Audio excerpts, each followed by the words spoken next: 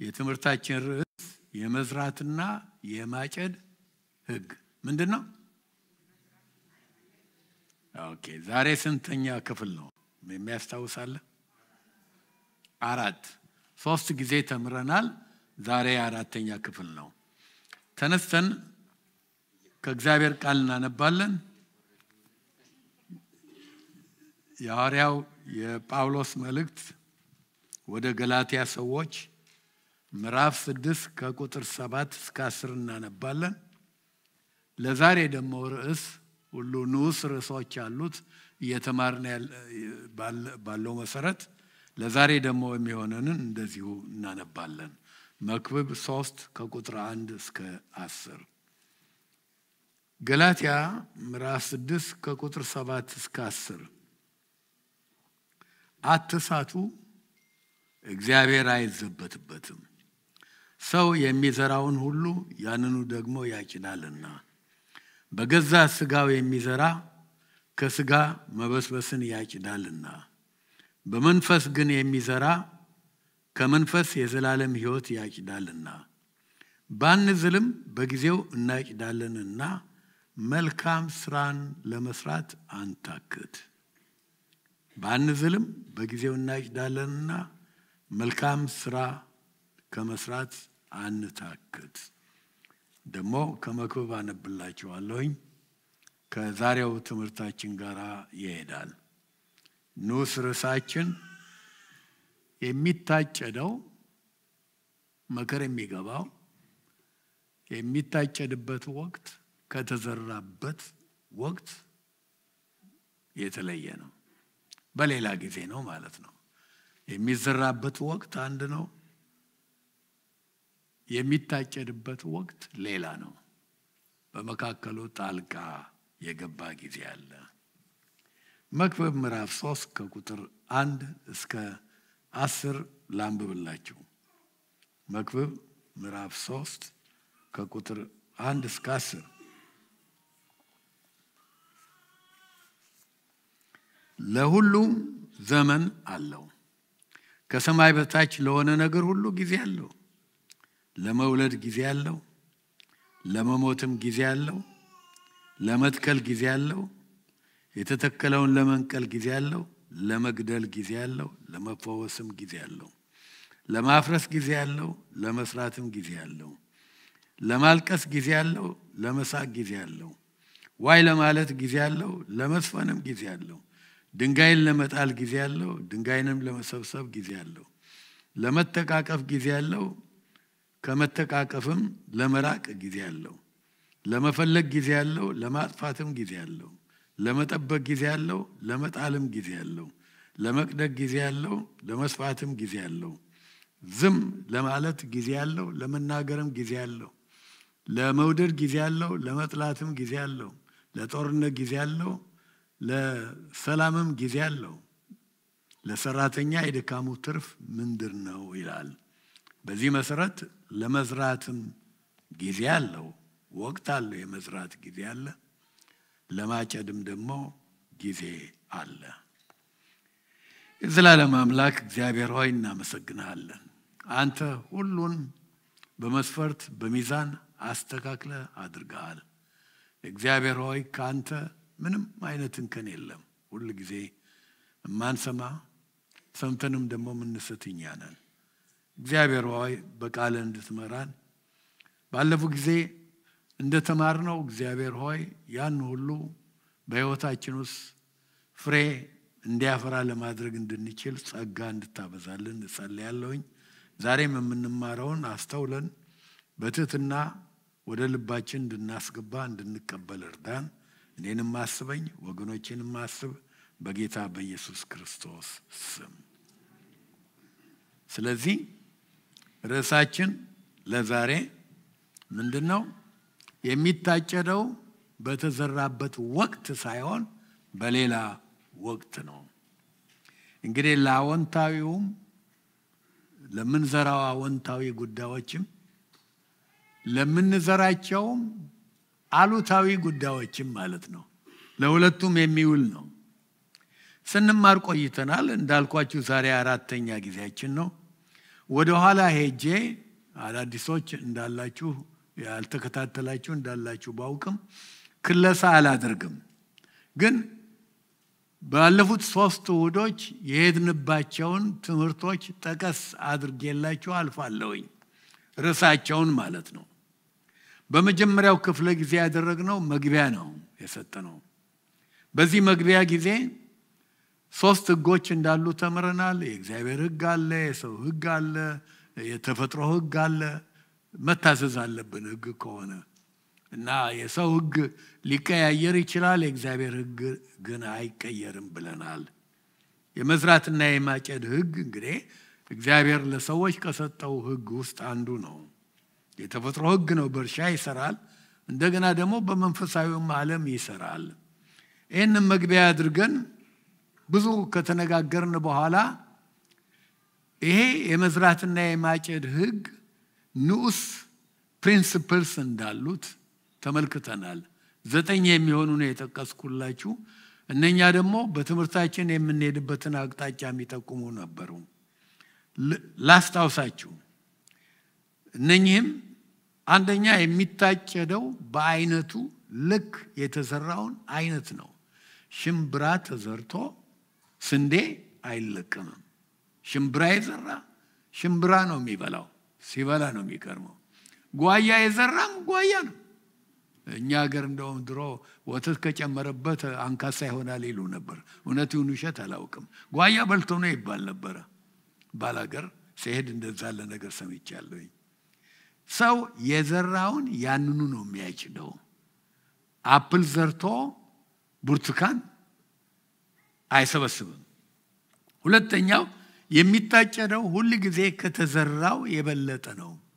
ገበሬ ለምን ይደክማል?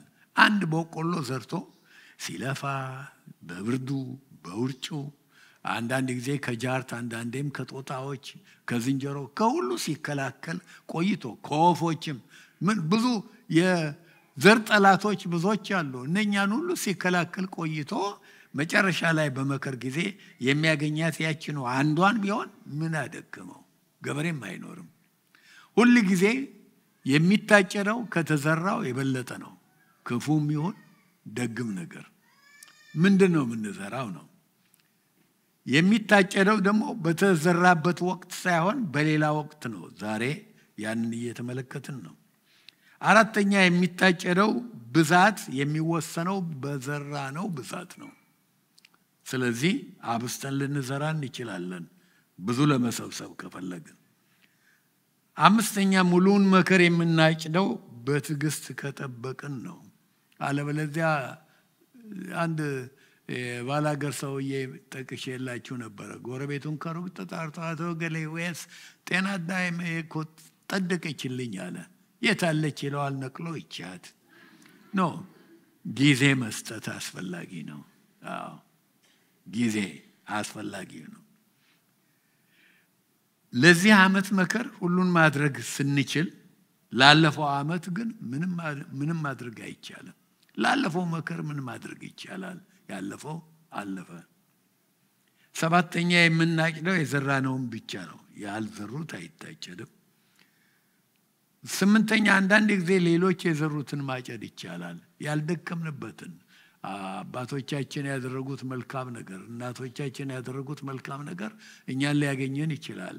ክፉም እንደዚሁ ነው። ክፉም ዘጠነኛ መዝራት የሰው ኃላፊነት ሲሆን መከሩ ግን የእግዚአብሔር ኃላፊነት ነው ብለን በክፍል 2 ጊዜ የሚታጨደው በአይነቱ የተዘራውን አይነት ነው የሚለውን ተመልክተናል። ለመጨረሻ ጊዜ ደግሞ በክፍል 3 የሚታጨደው ሁል ጊዜ ከተዘራው የበለጠ ነው የሚል ሐሳብ ወስደን ከመጽሐፍ ቅዱስ ብዙ ማስረጃ ተመልክተናል። ከተፈጥሮ ብዙ ማስረጃዎች ተመልክተናል። ከታሪክ እንደውም የአሜሪካ ታሪክ አልቀረንም፣ የኢትዮጵያም ታሪክ እንኳን አልቀረንም። ምሳሌ የሚሆን ነገር ብዙ ተመልክተናል። ስለ ኢትዮጵያ ስናነሳ እንደውም እዚህ የወንጌላውያን አብያተ ክርስቲያናትን ቁጥር እኔ ወጣት ሆኜ ገና ተማሪ ሆኜ ባለበት ጊዜ ምን ያህል እንደነበረ ነግራችሁ ነበር። በጣም ጥቂቶች ነበርን ብያቸዋለሁ። ጥቂት አዲስ አበባ ውስጥ ያለውን ክርስቲያን ሁሉ ባጭሩ ለማወቅ ይቻላል። እንደው ያን ትንሽ ቤተክርስቲያን ቁጥር ያህል ቢሆን ነበር ኢቫንጀሊካልስ ማለት ነው። አሁን ደግሞ ምን እንደሚሉ ታውቃላችሁ? 20 ሚሊዮን ከዛም አልፎ የሚናገሩት አለ። እንግዲህ የፈለገ ይሁን ግን የስ 20 ሚሊዮን ጥሩ እንትን ነው፣ በስቷል። ተስፋዬ ጋቢሶ እንደዘመረው እግዚአብሔር ሕዝብን አብስቷል። ድሮ ግን ጥቂት ነበርን ብያቸዋለሁ። ለዚህም ማስረጃ እንዲሆን አንዲት መጽሐፍ እንደውም የኔ ፎቶ አለባት፣ የቄስ ጉዲና ፎቶ አለባት። የኢያክ መጉ የኢትዮጵያ አብያተ ክርስቲያናት ህብረት መተባበር ጉባኤ የሚባል ነበር።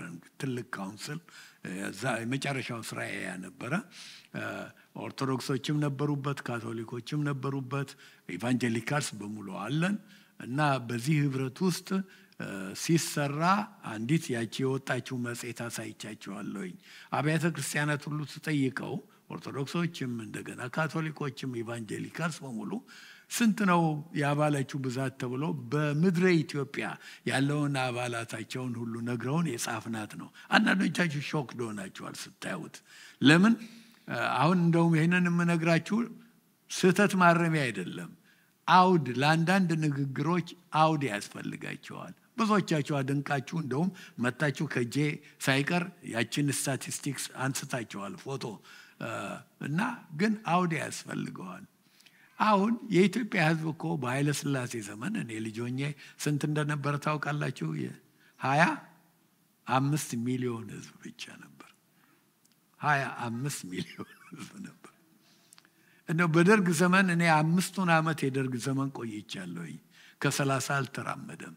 ሜቢኔ ሶታ 79 የወጣሁት 31 32 እንደውም አይቻለሁኝ። ብዙ እንትኖችም ያንን ነው የሚሉ ትንሽ ነው። ስለዚህ እነኛ የሰጠዋችሁ ቁጥሮችም በዛ አውድ ነው ማየት የምትችሉት። ለምሳሌ የኢትዮጵያ ኦርቶዶክስ ቤተክርስቲያን 15 ሚሊዮን ስላችሁ በአሁኑ አውድ ካያችሁት ውይ ኖ አሁንም ትልቅ ቸርች ነች። ያው በዛን ጊዜ እኮ ሀፍ በላይ ነው አይደለም እንዴ? ከ30 15 ሚሊዮን በጣም ብዙ ነው እንድታውቁት። እስላሙ ይቀጥላል። ከዛ በኋላ ሃይማኖት የሌላቸው ሁሉ ተደምረው እንደገና ኢቫንጀሊካሉን ተደምሩ ነው የኛን ቁጥር ሁሉ ያስቅ ነበር አይደል? አሁን ሙሉ ወንጌል ዛሬ ከ10 ሚሊዮን በላይ ትቆጥራለች። የዛን ጊዜ ግን የኛ ቤተክርስቲያን የሰጠችው ቁጥር ስንት ነው? በኢትዮጵያ ምድር ትዝ የሚለው አለ 15,000 ብቻ ነበር። እና አውዲ ኑራችሁ ማለት ነው። ይሄ ሁሉ ሳይቀር ለምን የተዘራው በአንድ ወቅት ነው። አዎ እና የተሰበሰበው ግን በጣም ብዙ ነበር አይደለም እንዴ? እግዚአብሔር ህዝብን አበዛ። በኢቫንጀሊካልስ በጣም ነው ኤክስፕሎድ ያደረጉት። ይሄ ሁሉ የእግዚአብሔር ስራ ነው። አውድ ልስጣችሁ ብዬ ነው። ክፍል 4 ላይ ዛሬ የምንመለከተው የሚታጨደው በዘራንበት ወቅት ሳይሆን በሌላ ወቅት ነው የሚል ነው። ገበሬ እንደዘራ ወዲያው አይሰበስብም። አሁን አንድ በቆሎ ዘርቶ ወዲያው ደግሞ እሸት አይበላም አይደለም እንዴ? መቆየት አለበት፣ መጠበቅ አለበት፣ ሌላ ወቅት መምጣት አለበት። የሚዘራበት አልፎ የሚሰበሰብበት ጊዜ መምጣት አለበት እና ይሰራል። ግን እስከዛ እንደው ይለፋል፣ ይኮተኩታል። ገበሬ ሊያደርግ የሚገባውን ስራ ሁሉ ሳያቋርጥ ይጠብቃል። ሲጠብቅ ሁለት ነገሮች አስፈላጊ ናቸው። እምነት አለው ገበሬ። ያው እንዴት የተዘራው እንደሚበቅል እምነት አለው። እግዚአብሔር ይሄንን እንደሚያደርግ እምነት አለው። ተስፋ አለው። ይሄ ተስፋ ስላለው በትዕግስት ይጠብቃል ሌላ ወቅት እንጂ ወዲያው ተክሎ ወዲያው አይበላም። ዛሬ እኛ ብዙዎቻችን ትዕግስት የለንም። ለክፉም ለደጉም ነገር እንቸኩላለን። ክፉም ሆነ ደግ ለተዘራው የማጨጃ ጊዜ አለ። መጠበቅ ግን ያስቸግረናል። ወዲያው ሁሉ ነገር ወዲያው እንዲሆን ነው የምንፈልገው። አንዳንዴ እግዚአብሔር አንዳንድ ነገሮችን እጅ በእጅ ሊያሳጭድ ይችላል። ምሳሌ ልስጣችሁ ከመጽሐፍ ቅዱስ የሐዋርያት ሥራ 5 ላይ ሄዱና ቆይቶ አይደለም፣ በሌላ ወቅት አይደለም፣ ባልና ሚስት ናቸው። መንፈስ ቅዱስን ለመዋሸት ተስማሙ አይደለም እንዴ? እና ተስማምተው መጡ። ሐዋርያትን ለማታለል ሲሞክሩ የነሱ ፍርድ በሌላ ወቅት ነው አይደለም፣ ወዲያው እጅ በእጅ አጨዱ አይደለም እንዴ? የባልም ሬሳ ወጣ ከስብሰባው ቦታ፣ የሚስትም ሬሳ ደግሞ ወጣ። የውሸት ተባባሪ ነበረች። እግዚአብሔር ያን ሊያደርግ ይችላል። እሱ እግዚአብሔር ነው፣ የሚያስገድደው ማንም የለም። ግን መልካም ነገር ይሁን ክፉ ነገር ተደርጎ ወዲያው አይታጨድም። ውጤቱ የሚገኘው ከብዙ ጊዜ በኋላ ነው፣ በሌላ ወቅት ነው። ይሄ ነው የዛሬ ትምህርታችን። በእርሻው ዓለም የሚታወቀው ይሄ ነው። የሚዘራው በአንድ ወቅት ነው፣ የሚታጨደው በሌላ ወቅት ነው። በሕይወታችንም ቢሆን ይሄ እውነት ነው። ዛሬ ያለን ሁናቴ ከዚህ በፊት በሐሳብ በድርጊት የዘራነው ውጤት ነው። የሕይወታችን አካሄድ ሁሉ ማለት ነው። አሁን ደግሞ የምናስበው የምናደርገው ነገር ገና ወደፊት የሚታጨድ ነው። ላለፈው ክረምት ቤት አይሰራም። ከዚህ በኋላ ግን ለምናደርገው ዘር ትክክለኛው ካልሆነ ዘር መለወጥ እንችላለን፣ ማስተካከል እንችላለን። እግዚአብሔር ብዙ እድሎች ሰጥቶናል። መዝራትና ማጨድ በሕይወት ለሚገጥሙን ነገሮች ሁሉ ጥሩ ምሳሌ ናቸው። የምንኖረው ግን ሁሉ ነገር በፈጠነበት ጊዜ፣ በተለይ በአሁኑ ጊዜ እኮ አላወቅነውም እንጂ ትዕግስት የለሾች ነን። ምክንያቱም ሁሉ ነገር ፈጣን ነው። የማይክሮዌቭ ዘመን ነው። እንደ እናቶቻችን እንደ አባቶቻችን እንደ አያቶቻችን አይደለም። የፈለግነውን ምግብ ወዲያው በሰከንድ ወይም በደቂቃዎች ውስጥ ማብሰል እንችላለን። መልእክት ለመላክ ድሮ በሩቅ ላለ ዘመዳችሁ ስንት ጊዜ ይፈጃል? ዛሬ ግን ኢንስታንት የሆኑ ሜሴጆች አሉ። ሁሉ ነገር ፈጣን ነው። ኢንስታንት ኮፊ፣ ኢንስታንት ቲ፣ ኢሜይል፣ የሌላ አይነት ነገር የለም። ኢቭን ገበያ አሁን እኮ ገበያ ድረስ የሚሄድ የለም። ቤቱ ቁጭ ብሎ ሁሉም ገበያውን ያደርጋል። እና ኤክስፕሬስ የሆነ ዴሊቨሪ አለ አይደለም እንዴ? ይሄ ታዲያ ፈጣን ስኬት የምንፈልግ ሰዎች አድርጎናል። ብዙዎች ሰዎች ወዲያው ነው ቅጽበታዊ ውጤት ይፈልጋሉ ለሚያደርጉት ነገር። የእግዚአብሔር መንግስት ግን እንደዛ አይሰራም። የመዝራት ጊዜ አለ፣ የማጨጃ ጊዜ አለ። በሁለቱ መካከል ልዩነት አለ።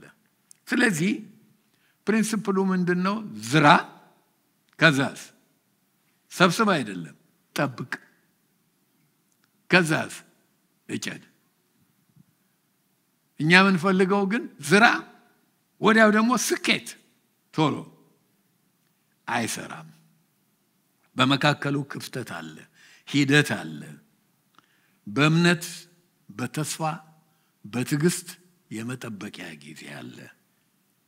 ገበሬ እዚህ አሜሪካ ውስጥ በጸደይ ይዘራል፣ ይተክላል፣ ወይም በጋ ላይ ደግሞ ያጭዳል። በኑሮም እንደዚሁ ነው። መጽሐፍ ቅዱሳዊ ምሳሌ ልስጣችሁ። ዳዊት ገና በልጅነቱ ምን ሆነ? ለእስራኤል ንጉሥ እንዲሆን ተቀባ። ወዲያው ዙፋን ላይ ፊት ይጣለ አላለም። የተቀባበት ወቅት አንድ ነው። በኋላ ደግሞ ዙፋን ላይ የመጣበት ወቅት ሌላ ነው። መካከል ላይ ጊዜ አለ፣ ዘመን አለ። የበረሃ ጉዞ ነበረው፣ ጦርነት ነበረው፣ ብዙዎች ክደውታል፣ የክደ ጊዜ ነበረው። በሌላም ብዙ ነገሮች ውስጥ ማለፍ ነበረበት። በዙፋኑ ላይ የወጣው በተቀባ ማግስት ሳይሆን በሌላ ወቅት ነበረ። ስለሆነም ደግ የሚሰራ ሰው የደግነቱን ፍሬ ለማጨድ የሚችለው ቆይቶ ነው።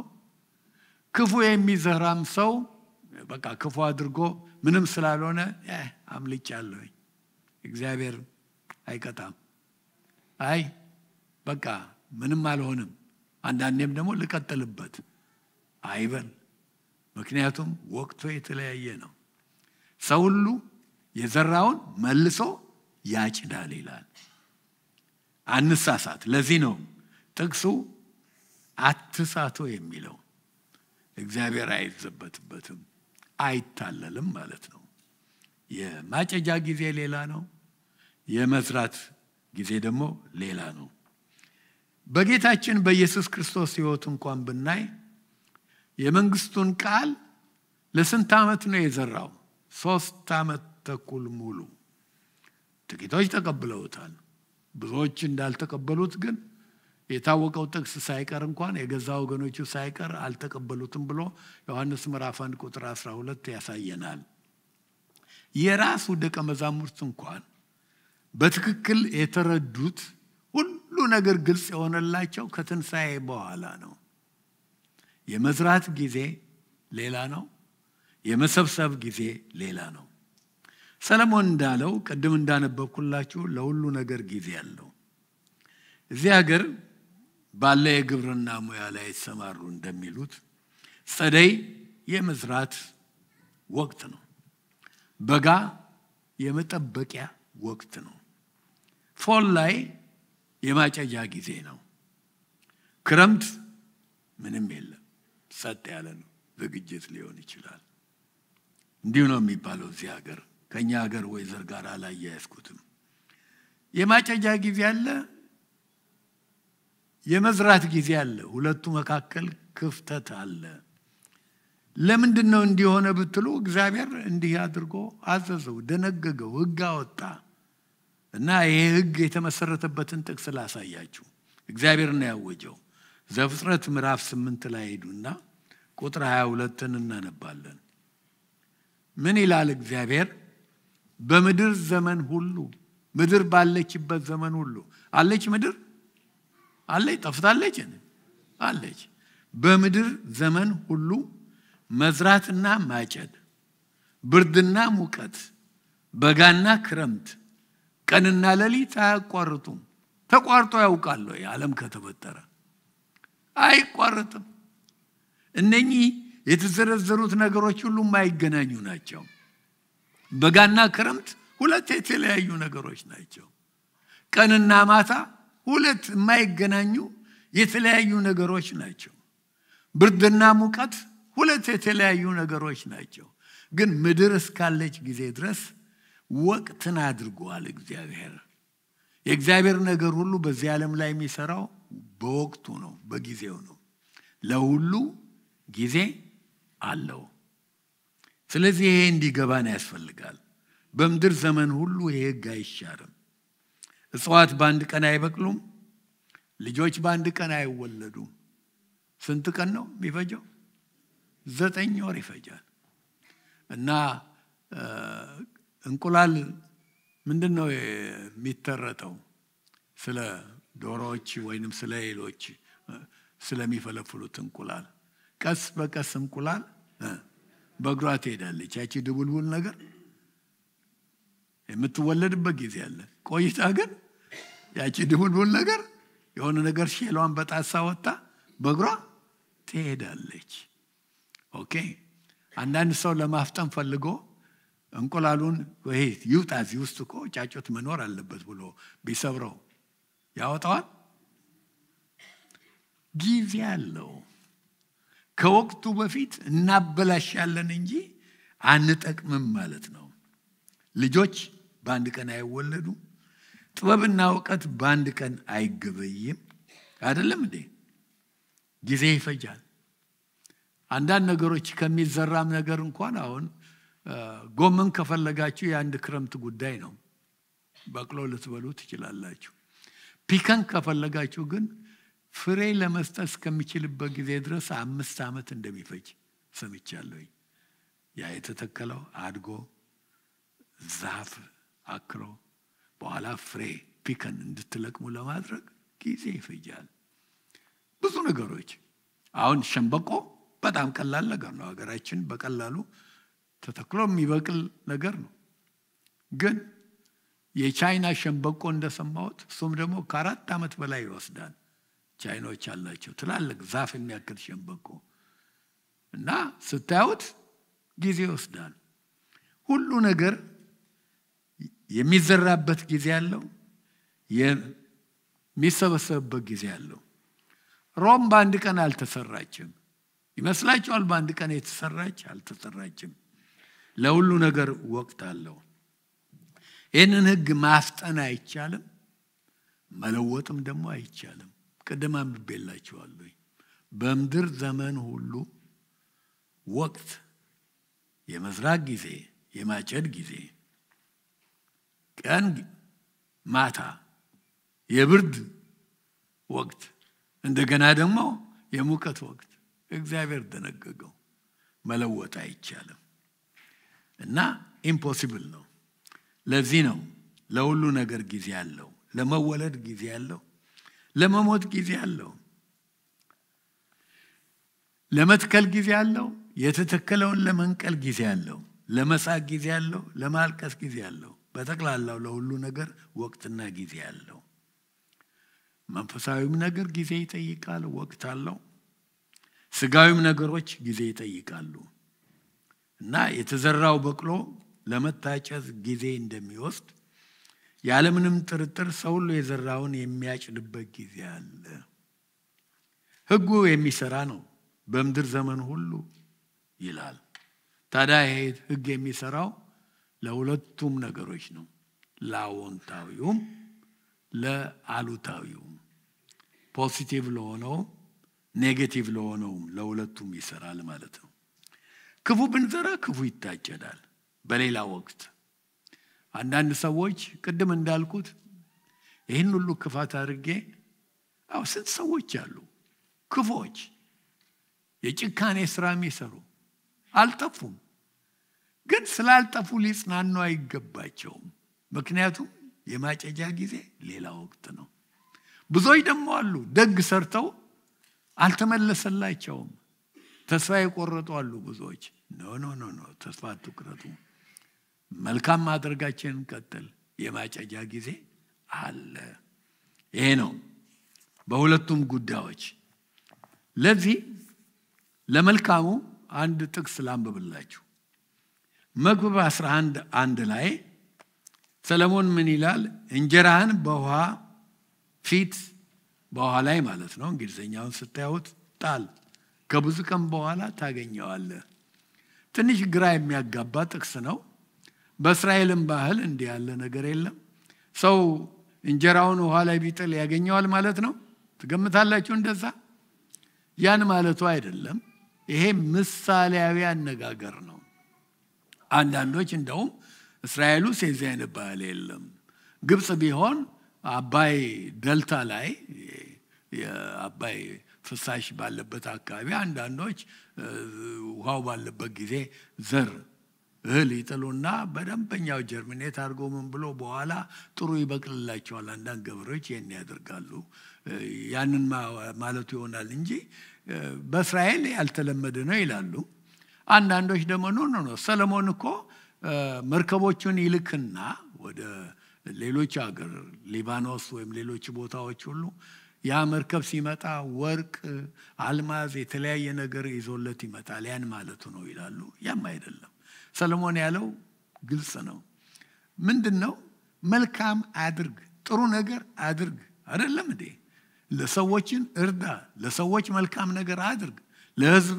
መልካም ነገር አድርግ ያን ነገር ተመልሶ ወደ አንተ ይመጣል ታገኘዋለህ የእጅህን ስራ ታገኛለህ ማለት ነው መልካም እንድናደርግ የሚያደፋፍር ጥቅስ ነው ሐዋርያው ጳውሎስ በመነሻው ጥቅሳችን ላይ ባንዝልም ይላል ባንዝልም በጊዜው እናጭዳለን እንግሊዘኛው in due time ይላል በጊዜው ሁሉ ነገር ደግሞ በጊዜው ነው የሚያምረው መጽሐፍ ቅዱስ መልካም ስራ እንድንሰራ ያደፋፍረናል አንዳንድ ጊዜ በወንጌላውያን አብያተ ክርስቲያናት አካባቢ ይሄ ነገር ብዙ አይነገርም መልካም እንድናደርግ መጽሐፍ ቅዱስ ይደግፋል መልካም በማድረግ አይዳንም መጽሐፍ ቅዱስ ይሄን ይናገራል በግልጽ ቲቶ ምዕራፍ 3:5 ላይ በስራ አልዳንም ይሄንን በደንበኛው ይነግረናል ግን ሐዋርያው ጳውሎስ ለኤፌሶን ሰዎች የጻፈው መልእክት ደግሞ ስናይ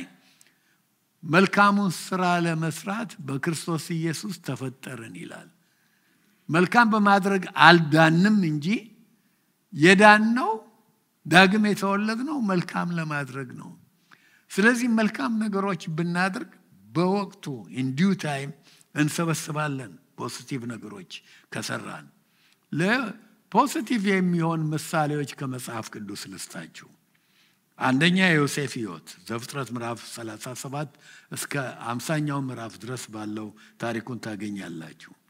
ዮሴፍ ምን ዘራ? ታሪኩን እያሳጠርን ብንመለከተው ሙሉ ነው። ዮሴፍ ኢንቴግሪቲ ያለው የዘራውን ነው። ይቅርታን፣ ትጋት፣ ቤትም ቦታ ደግሞ እግዚአብሔርን ፍርሃት፣ እግዚአብሔርን ማክበር፣ እስር ቤት ይሁን የትም ቦታ የዘራው ይህንን ነው። ወዲያው አጨደ ወይ? አላጨደም። እስር ቤት ብቻ የቆየው 13 ዓመት ነው። አያችሁ፣ የዘራበት ጊዜ አለ።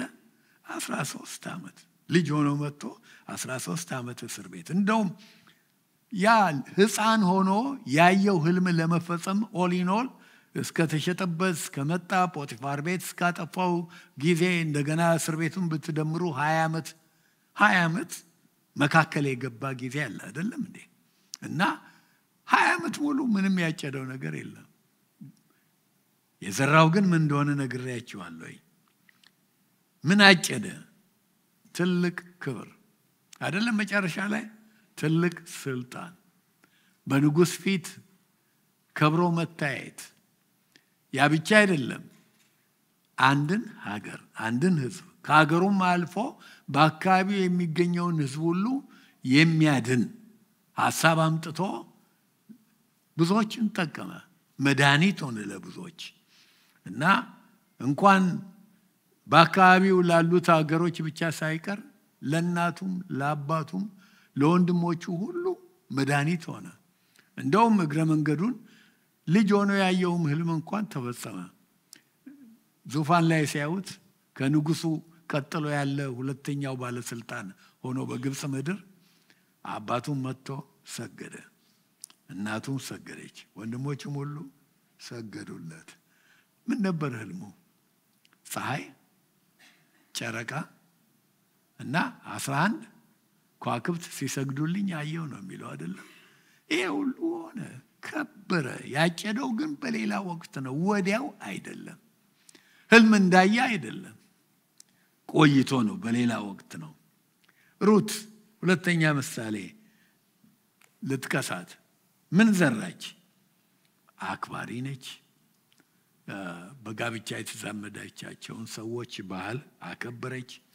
ታማኝ ነበረች፣ ትሁት ነበረች፣ ጠንክራ ምትሰራ ነበረች። በቃ የዘራችው ነው። ጥሩ ሚስት በመሆን ጥሩ ሚስት መሆን ብቻ አይደለም፣ ባሏ ከሞተ እንኳን በኋላ ለባሏ እናት ታማኝ መሆንን ዘራች።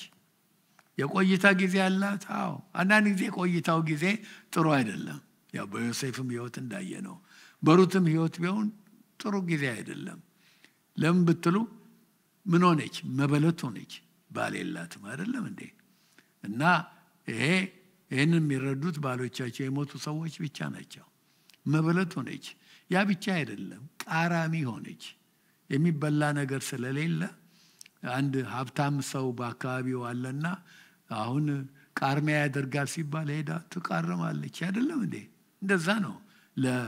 ለባሏ እናት፣ ለሞተው ባሏ እናት እና ለእርሷ የሚሆን ምግብ ለማግኘት ድሃ ሆነች፣ ለመነች። መቃረም እና ገበሬዎች ምንድነው እህላቸውን ከሰበሰቡ በኋላ አንዳንዱን ትንሽ ይተዋሉ።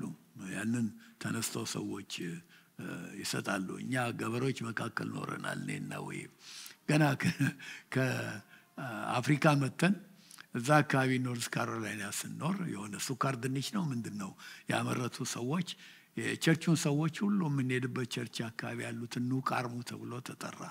እኛ ወይም ሄደች ታኩ አድርጋ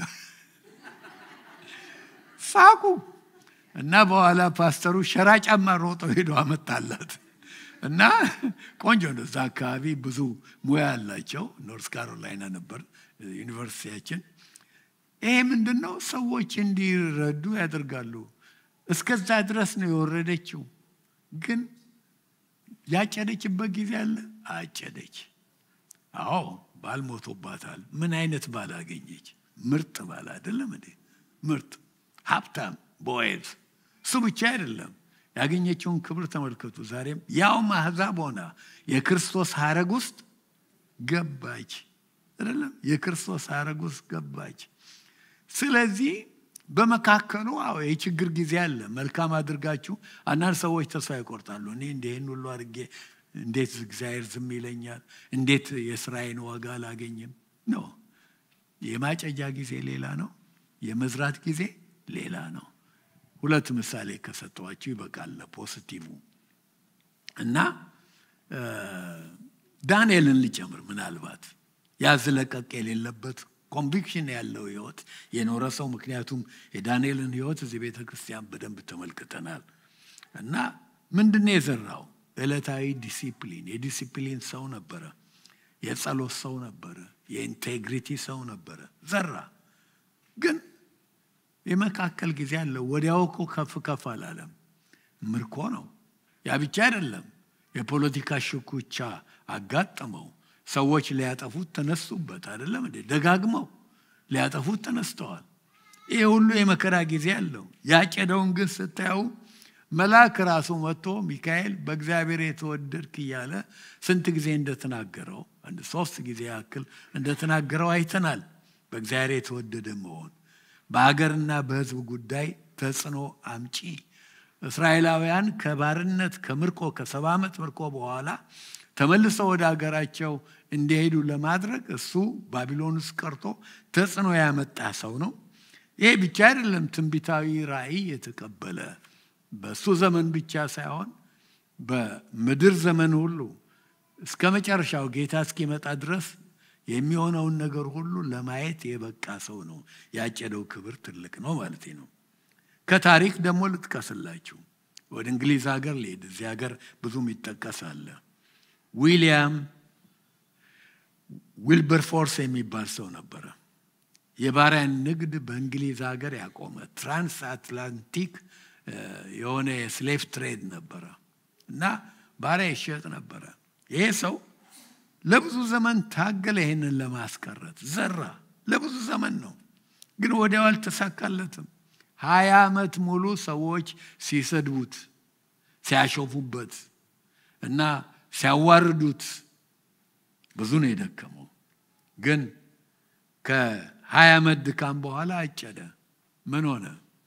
የእንግሊዝ መንግስት ፓርላማ በእንግሊዝ ሀገር የባሪያ ንግድ እንዲቆም፣ የትራንስአትላንቲክ ተሻግሮ የሚሄድ የባሪያ ንግድ እንዲቆም አዋጅ ወጣ። አጨደ በትዕግስት። መካከሉ ላይ ግን ብዙ አሳዛኝ ነገሮች ሆነዋል። ሌላ አንዲት ሴት ልድገምላችሁ ከታሪክ። አሁንም እንግሊዝ ሀገር የሞደርን ነርሲንግ መስራች የሆነች ማለት ነው። ብዙ ነርሶች አላችሁ እኛ መካከል። ያቺ ሴት ፍሎረንስ ናይቲንጌል ትባላለች።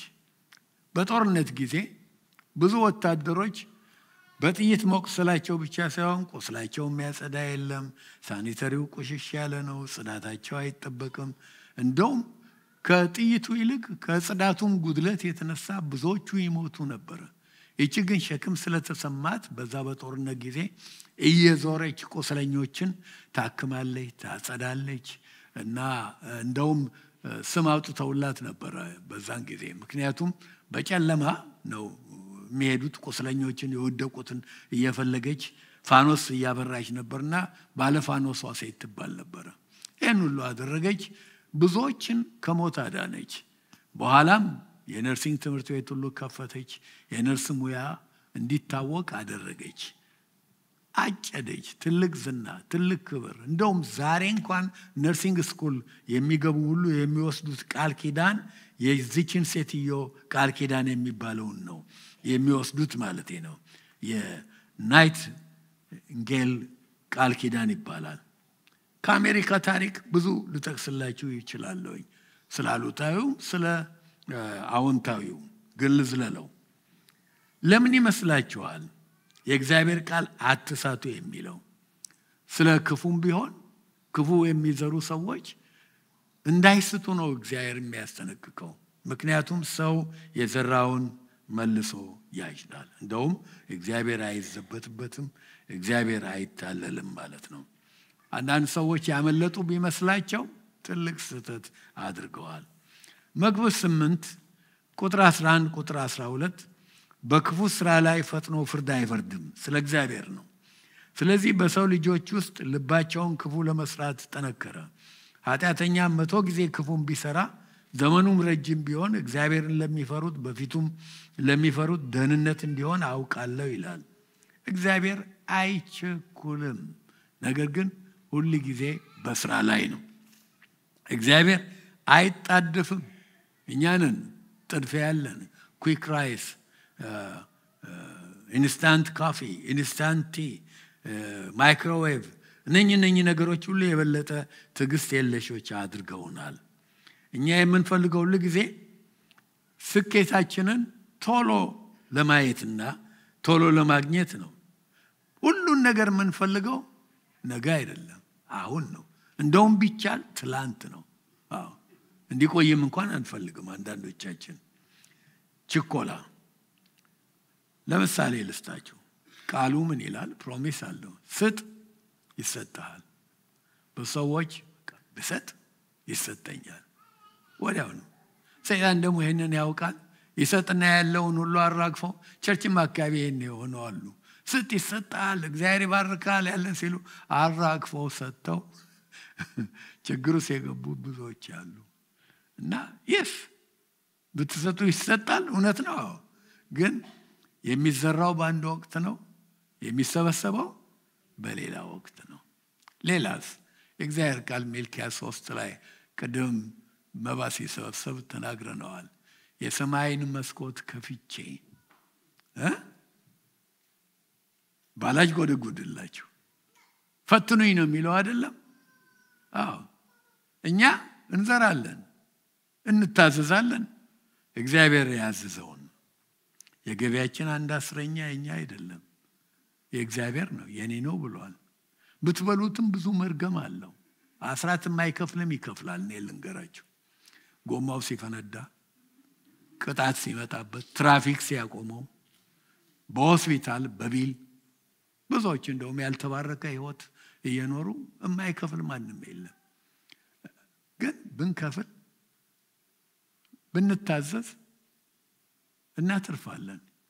የመሰብሰቢያው ጊዜ ወቅቱ ሌላ ነው። እግዚአብሔር ይባርካል። አንዳንዶች ግን የሰማይን መስኮት ብሏልና ብለው ከእግዚአብሔር ጋር ንግድ ይፈልጋሉ። አስራቴን ብሰጥ እግዚአብሔር እኮ ይባርከኛል ይሉና በስሜት አንድ ቀን ይሰጣሉ። አጅሬችን ያውቃል ታገኛለህ ይላል። አስራቱን እንደውም ሰጥቶ የሚበላው እስኪያጣ ድረስ ከስራም ተባሮ ይፈትነዋል። አሁን የዚህን ጊዜ ሁለተኛ አስራት ሰጪ አይሆንም። ኖ በታማኝነት መልካም ነገር እናድርግ። ማድረግ የምንችለውን ሁሉ እናድርግ። የመሰብሰቢያ ወቅት ግን አለ፣ ይመለስልናል። ይሄ ሁሉ ተባስቶ ስንማር እንደከረም ነው ይመለስልናል ማለት ነው። መስክረን ሰብከንም ፍሬውን ወዲያው ለማየት ነው የምንቸኩለው። እንዝራ። አንድ ቀን እነኚህ ሰዎች ሁሉ የተመሰከረላቸው የዘራችሁት የእግዚአብሔር ቃል በሕይወታቸው ፍሬ ሊያፈራ ይችላል። ብዙዎች ክፋት አድርገው ዝም ስለተባሉ ደስ ይላቸዋል ብያቸዋለሁ። ክፉ የዘሩ ከመጽሐፍ ቅዱስ ላውጣላችሁ። ሳኦል ግማሽ መታዘዝ የነበረው ትዕቢተኛ ሰው ነው። ነገር ግን ዘርቷል። ምን ዘራ? አለመታዘዝ። ግን የሳኦል አለመታዘዝ ከኔና ከናንተ የሚሻልበት መንገድ አለው። 100% አልታዘዝም አላለም። ግማሹን ታዞ ግማሹን ተወ። አንድ ሰርፕራይዝ ልትሆኑ ትችላላችሁ። ስቴትሜንት ልስጣችሁ። ግማሽ መታዘዝ 0 መታዘዝ ነው። እግዚአብሔር አድርግ ካላችሁ ግማሹን በማድረጋችሁ ለመጽናናት አትሞክሩ። ግማሽ መታዘዝ 0 መታዘዝ ነው። ሳኦል እንደዛ ነው ያደረገው። ያው በከብቶቹ ጉዳይ ታውቁታላችሁ። ለሳሙኤል የመለሰውን መልስ ብዙዎቻችሁ ታውቃላችሁ። የዚህ አይነት ሰው ነው። ዘራ። የመቆያ ጊዜ ነበረው። በዚህ የመቆያ ጊዜ ሁሉ ነገር የበሰበሰው፣ መንግስቱም ቀስ በቀስ የተሸራረፈውና ያወደቀው ባንዴ አይደለም። የመቆያ ጊዜ ነበረው። ወዲያው አልተፈረደበትም። የማጨጃ ጊዜ ግን ነበረው። ምን አጨደ? እግዚአብሔር ምን አደረገው ይላል። ሳኦልን የሚነግረኛል። ናቀው። ሰው ቢንቃችሁ እግዚአብሔር ካልናቃችሁ ምንም አትሆኑ። እግዚአብሔር ከናቃችሁ ግን በህይወት መኖር አትችሉ። እግዚአብሔር የናቀው በቃ ምንም ተስፋ የለውም። እግዚአብሔር አይናቃችሁ። ሰው የናቀው ምንም አይሆንም። እግዚአብሔር ናቀው ይላል። መንግስቱንም ለሁለት ቀደደው እና ይሄ ሰው በእግዚአብሔር ፊት ተዋረደ፣ አጨደ። ያ ብቻ አይደለም፣ በመናፍስት ተሰቃየ። ያቆ ትንቢት ይተነበየ የነበረ ሰው አንድ ጊዜ ከነቢያት አንዱ ነው እንኳን የተባለ በክፉ መናፍስት ቶርሜንትድ ይሆን ነበር አይደለም እንዴ? ያ ብቻ አይደለም፣ መጨረሻ ላይ ደግሞ ሞተ። በውርደት መሞት ቻለ ማለት ነው። የዘራው ቅናት ነበር። የዘራው ዜሮ ብዬ ያልኳቸውን ግማሽ አለመታዘዝ ነበር። በኋላ ሌጋሲውን ሁሉ አበላሸ። ያስቆሮቱ ይሁዳስ ግብዝነት ዘራ፣ ሌብነት ዘራ፣ ስርቆት ዘራ፣ ወላጁን አሳልፎ ለመስጠት ደባ ዘራ አይደለም እንዴ? የመቆያ ጊዜ ነበረው። አዎ የመቆያው ጊዜ ለአስቆሮቱ ይሁዳ ክፉ አልነበረም። እንዴት ነው? ከደቀ መዛሙርቱ አንዱ ተብሎ ዋው አስመሳይ ነው። ደግሞ ማስመሰል ብቻ አይደለም። በዛ የቆይታ ጊዜ ውስጥ የታላቁ ሰባኪ የትልቁ መሪ የመሲሁ የክርስቶስ በጅሮንድ አይደለም እንዴ? ገንዘብ ቤት አይደለም እንዴ? እና የዛ ሚኒስትሪ ገንዘብ ቤት ግን ዝም ተባለ አልተባለም። አጨደ አጭደዋል። ጸጸት፣ ብስጭት፣ ለምን ይሄን አደረኩ ማለት፣ መጨረሻም ላይ ራሱን መግደል። ከታሪክ ደግሞ ሂትለር ምን ዘራ? ፕሮፓጋንዳ። ሰውን ሁሉ በፕሮፓጋንዳ መያዝ፣ ዘረኛነት ነው የዘራው። ወታደራዊ አገዛዝ ዘራ። የመጠበቂያ ወቅት ነበረው። አዎ የዚህም ልክ እንደ ይሁዳ ብዙ ክፉ አልነበረም። ተሳካለት። ጀርመን ትንሽ ነች። ነገር ግን አሁን አውሮፓን ሁሉ የያዘ አይደለም እንዴ? ግዛት ሁሉ ሰፋ፣ የታወቀ ሰው ሆነ። ግን በሌላ ወቅት ግን አጨደ። ያጨደውን ታውቃላችሁ። ጦርነት፣ የዓለም ጦርነት፣ በዓለም ሁሉ ጥፋት፣ ሞት፣ ራሱን ነው ያጠፋ፣ ሱሳይድ ነው ያደረገ፣ የዘላለም ውርደት። ዛሬም ሂትለር ማለት በጣም ቆሻሻ ነው። የሮም መንግስትንም ደግሞ አስቡ። ምን ዘሩ? የዘሩት ትዕቢት፣ ያለኛ ማንም የለም የሚል የሞራል ውድቀት፣ የጣዖት አምልኮ፣ ምንዝርና፣ የፖለቲካ ኪሳራ፣ ብዙ ነገሮች በሮም መንግስት ውስጥ ብዙ የተግማሙ ነገሮች ነበሩ። ትዳር ያላቸው ሰዎች በሙሉ ትዳር እስኪበላሽ ድረስ የሞራል ዝቅጠት ያመጣ ነበር የሮም መንግስት እና የመጠበቂያ ጊዜ ነበራቸው። በዛ ጊዜ እነኚህም ምንም አልሆኑ። እንደውም ዓለምን ሁሉ ገዙ። ኢቭን ክርስቶስ ሲወለድ ዓለምን ሁሉ ስለሚገዙ ዓለም ሁሉ እንዲጻፍ አዋጅ፣ የህዝብ ቆጠራ እንዲሆን እንዳወጁ ወንጌልን ስታነቡ ታውቃላችሁ። ግን እንዳሉ ቆዩ? አልቆዩም። ያ ሁሉ የነገርኳችሁ ነገር ሁሉ ፉርሽ ሆኖ 476 ኤዲ ላይ በምዕራብ የሮም መንግስት ወደቀ፣ ክትክቱ ወጣ፣ ተዋረደ ማለት ነው። የሚዘራው በአንድ ወቅት ነው፣ የሚታጨደውስ በሌላ ወቅት ነው። ፍርድ ስለዘገየ አይመጣም ማለት አይቻልም። ኢንዲው ታይም ገላትያ 6:9 እንደሚለው። ይሄ እንግዲህ ሶስተኛው የመዝራትና የማጨድ ህግ እንደሚለው የመዝራት ጊዜ አንድ ወቅት ነው፣ የማጨድ ጊዜ ሌላ ነው። በመካከሉ የመጠበቅ ጊዜ አለ። መልካም የምታደርጉ አይነው ብዙዎቻችን መልካም ብናደርግ እንወዳለን። ተስፋ አትቁረጡ። ፈተናው ብዙ ነው አውቃለሁ። በመካከል ላይ የሚመጣው ፈተና ሰይጣን በኃይል ይሰራል። ላይ ነው መልካም የምታደርጉ በእግዚአብሔር ስራም ይሁን በሌላ አይነት መንገድ ሰይጣን ያለውን መሳሪያ ሁሉ የሚወረውረው እናንተ ላይ ነው። ተስፋ ለማስቆረጥና በቃኝ ብላችሁ የምታደርጉትን እንድትተውት ነው። ይሄን ያደርጋል። ግን ተስፋ አትቁረጡ። የማጨጃ ጊዜ አለ። በብድራት ሁሉ ነገር ይመለስላቸዋል። ምናልባት ዘራችን የተበላሸብን ሰዎች ካለን የምንዘራው ዘር አሁን አልሞትንም፣ በሕይወት አለን አይደለም? ዘር መለወጥ እንችላለን። መልካም ማድረጉን እንቀጥል። እንደውም ጥቅሳችን የሚለው ምንድን ነው? ባንዝል አይደለም? ባንታክት ምን እናደርጋለን? መልካም ነገሮች እናጭዳለን። ተስፋ ልንቆርጥ አይገባም። እግዚአብሔር ወቅት አለው፣ አይቸኩልም፣ አይሮጥም። እግዚአብሔር ለምን ይሮጥ? የትኛው አይሮፕላን ያመልጠዋል ወይስ የትኛው አውቶቡስ ትቶት ይሄዳል? እግዚአብሔር ይራመዳል። እግዚአብሔር አይሮጥም፣ ደግሞ አርፍዶ አያውቅም። በሰዓቱ በጊዜው በራሱ ጊዜ ሁሉን ማድረግ ይችላል። ይህን ካወቅን በትዕግስት እግዚአብሔርን መጠበቅ የምናደርገውን እያደረግን። አንዳንድ ጊዜ ግን ስናይ ከጻድቅ ይልቅ ለኃጥእ ሁሉ ነገር የተሳካ ይመስላል አይደለም እንዴ? መዝሙረ ዳዊት ምዕራፍ 73ን ምዕራፍ አይባልም መዝሙር 73ን ከቁጥር 12 እስከ 17 ላንብብላችሁና በዚህ ይጨርሳለሁኝ። መዝሙረ ዳዊት ምዕራፍ 12 እና ማነው 73 ማለቴ ነው። መዝሙረ ዳዊት 73 አጻፍ ነው። ማነው ስሙ? አሳፍ ነው ይህንን የተናገረው። ከቁጥር 12 እስከ 17 ምን እንደረበሸው ተመልከቱ። ምን ይላል? ከቁጥር 12 እስከ 17 እነሆ እነዚህ ኃጢአተኞች ይደሰታሉ፣ ሁልጊዜም ባለጠግነታቸውን ያበዛሉ። እንዲህም አልኩ፣ በእውኑ ልቤን በከንቱ አጸደቁ። እኔ ለምን ክርስቲያን ሆንኩን ማለቱ ነው።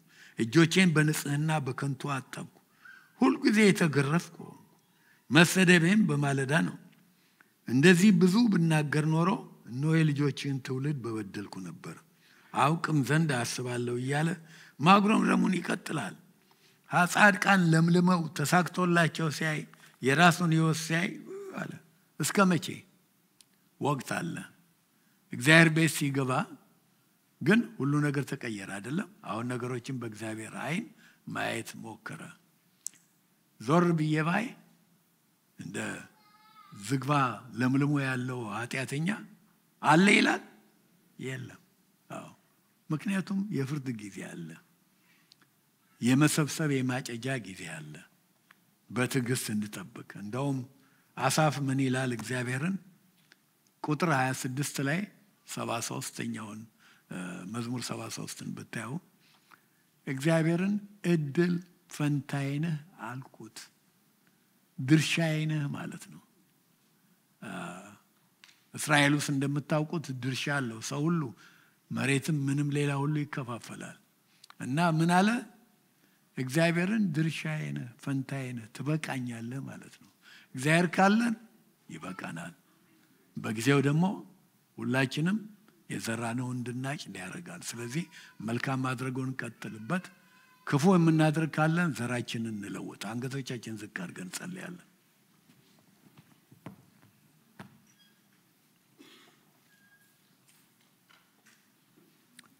እግዚአብሔር ሆይ እናመሰግንሃለን። አንተ መልካም አምላክ ነህ። አትቸኩልም ጌታ ሆይ፣ ደግሞም አታረፍድም። በብዙ በተለያየ መንገድ ጉዞ አድካሚ ሆኖባቸው የዛሉ ካሉ ጌታ ሆይ ጸልይላቸዋለሁ። መልካም ከመስራት እንዳይታክቱ፣ አንተን ከመከተል ክርስቲያን ከመሆን ክርስቲያናዊ ተግባራትን ከማድረግ ወደ ኋላ እንዳይሉ ጸልያለሁ። በሰዓቱ በጊዜው ኢንዲው ታይም አንተ ለሁሉም ዋጋ ትሰጣለህ። ክፉ በጆሮአቸው የሚያንሸኮሽከውን እንዳይሰሙ አንተ ትዕግስትን እንድትጨምርላቸው፣ ጸጋ እንድታበዛላቸው፣ ተስፋ እንዳይቆርጡ ጸልያለሁ። እግዚአብሔር ሆይ ክፎችንም ደግሞ ትታገሳለህ። ወዲያው ክፉ እንዳደረጉ አታጠፋም። እድል ትሰጣለህ፣ የንስሐ ጊዜ ትሰጣለህ። እግዚአብሔር ሆይ እኛ መካከል ባይኖርም እንኳን ጌታ ሆይ ለክፎችም እንኳን ሳይቀር ደግ ነገር የምታስብ ነህና እግዚአብሔር ሆይ እነሱንም እንድታስብ እንድትለውጣቸው ጸልያለሁኝ። እኛም አንተ ማትወደውን ነገር ለማድረግ ዝንባሌ ካለ እንድትቀይረን የዘራ ሁሉ እንደሚያጭድ አውቀን ከክፉ እንድንቆጠብ እርዳን። በጌታ በኢየሱስ ስም አሜን።